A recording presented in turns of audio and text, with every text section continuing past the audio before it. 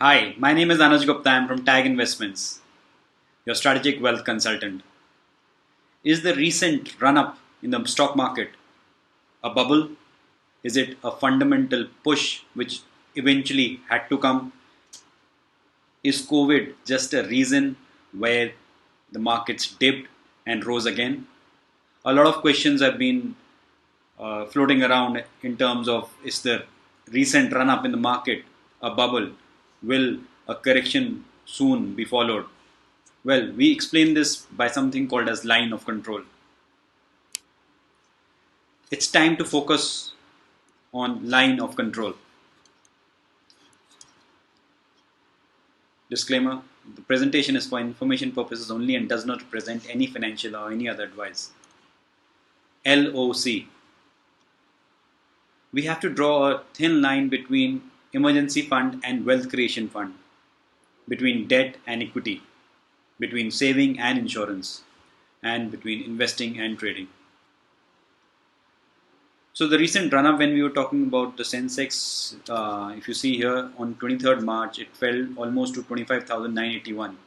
Then in no time, in one day session, it rose by 1,000 points to 26,000, and then another one day it rose to 28,000. Then another one day to 29,000.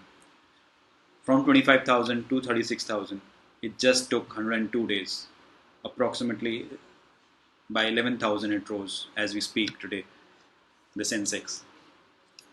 So this is an interesting chart again where we are talking about a comparison between Jan 2008 and March 2020. Are the two events similar? How we've tried to show in this is through the GDP and market cap valuation.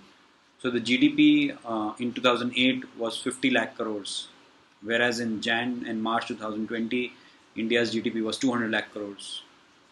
In Jan 2008, the market cap actually rose to 75 lakh crores, thereby making the market cap to GDP of 148%. The P that time was 29. In Jan March 2020, the GDP was 200 lakh crores. The market cap to GDP in Jan was 80%, and the market cap was 160 lakh crores. In March, it went down to 102 lakh crores. Almost 51% market cap to GDP, which we saw in October 2008. But are these two events similar? The answer is no. In Jan 2008, we clearly see that there was a heightened market cap, whereas in Jan 2020 or March 2020, there was no market cap to GDP overvaluation.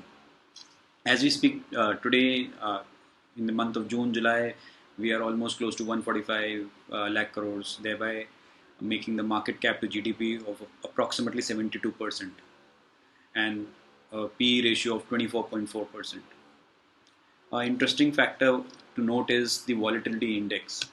In Jan 2020, it was 19. In March 2020, it rose to 83. And as we speak today, it is hovering around 25, which is a good positive sign where the volatility index or the fear index, which we can term it as, has gone down. Also, an interesting study shows that in the June, equity inflows were at its all-time low, which means people did not pump in a lot of money. Now, is it a good sign or is it a bad sign? We'll just look at it in the few slides, coming through a few slides. Some comparison on the gold side from 2013-14 right up to 2018-19, when the prices were actually low, 29,600, 28,000, 26,000, 29,000, 31,000, 35,000. That is the time when there was an outflow. This is the outflow. And when the gold prices went high in 2019-20, you see this is the inflow. So what we're trying to signal here is whenever there is an outflow, in this slide we were trying to show that there is less inflow. It is followed by a good run up in that particular asset class. The economy by and large is dependent on three parts. One is the agriculture, second is the manufacturing, and third is the services. So the services sector almost constitutes of 53% today. The industrial sector contributes 31% and the agricultural sector contributes 16%. While we see the agricultural and the industrial sector don't have any challenges, yes, the services sector does impose some challenges in the short term due to the COVID pandemic reasons. However, there are few good news to follow. 2020 may be a bumper harvest year. Generally, monsoons give an alternate good year, but this is the first time, or there's few of the years where it has been a good monsoon last year and good monsoon this year. Sales of electronic goods and durable items surge in June month. Uh, the government PSUs, they're stepping up capex to boost investments and revive economic growth. Chinese factory find it tough to keep up momentum, which means India might be a favorable investment destination for a few of the investors, foreign investors. 150 Morbi company joined hands to take on Chinese manufacturers, which means that there are a lot of people who are wanting to outsource their work from China to India.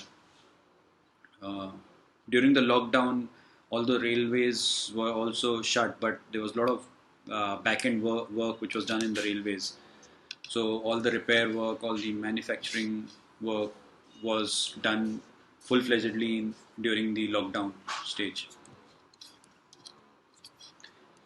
This also shows that we are in a trade surplus after 18 years, which means there is less of imports and more of exports. So this is a slide from the Commerce Department which we got. Are we in a V-shaped recovery or a W-shaped recovery? That something which time will tell. But this is clearly evident that the imports have decreased and the exports have increased, which we call it as a trade surplus for a country. Now another interesting slide which shows Nifty returns of last 20 years. So predominantly if you see 2017, 18, 19 did give good returns in Nifty, and 2020 has given a net 11% return, minus 11% returns. That doesn't mean that in 2017, 18, 19 actually they were good years. What actually real data you can see is through this Nifty mid cap. The last 3 years has actually not given very good returns. Similarly, in the small cap, the 18, 19, 20 has not given very good returns. Now, what we are trying to showcase through this is the small cap and the mid cap is that the last 3 years have not been very, very good, which means we are up for a bull run, or we are up for a recovery. Now, what should we be doing as an investor? This is an asset allocation quilt which shows the various asset classes which have performed good and bad in the last 10 years. What should we be doing as far as the next 10 years is concerned? So one needs to decide LOC between debt and mutual funds. Keep a separate kitty for your debt funds, which is in liquid and debt oriented funds. And second, in the mutual funds, divide your portfolio into large cap, mid cap, small cap, thematic, and ELSS for tax saving purposes. You also have to draw LOC between investing and trading. You should know how much of your amount should be going into the investment kitty and how much should be going into the trading kitty. We'll talk on this slide in the future videos, but this is just an example which you're trying to show that you have to draw a LOC, that's a line of control between investing and trading.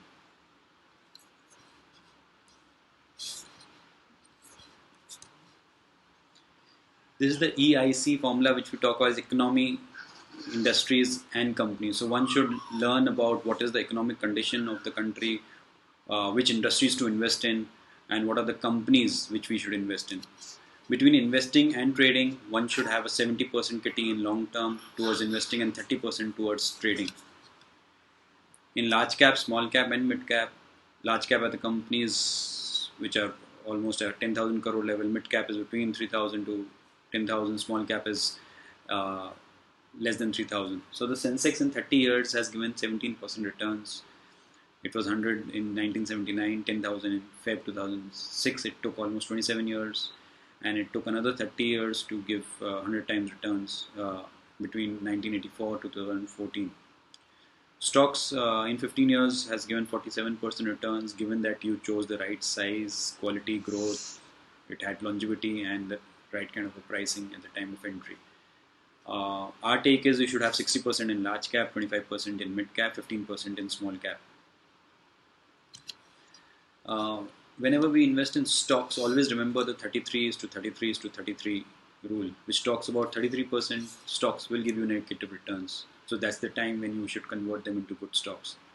33% will give you no return, so you should review them after every quarter. And 33% stocks will give you huge growth, which actually you should hold for lifetime. Just to complete the presentation, we also talk about the importance of insurance in the entire wealth creation journey, where it is fire insurance, car insurance, health insurance, life insurance, mobile insurance, travel insurance. All these are basic risk management protection related policies which one should consider towards before actually investing into the wealth creation uh, journey. So that's where our message is that insurance सबसे पहले and then investments. Once if you secure you and your family towards these uncertainties, you can actually create wealth in the long term. We'll also make few videos on different subjects which you can follow us through different social media channels, whether it is Twitter, Instagram, YouTube, Facebook. You can log on to our website www.taginvestments.in and watch more of such videos. Thank you so much for the watch. Have a good day.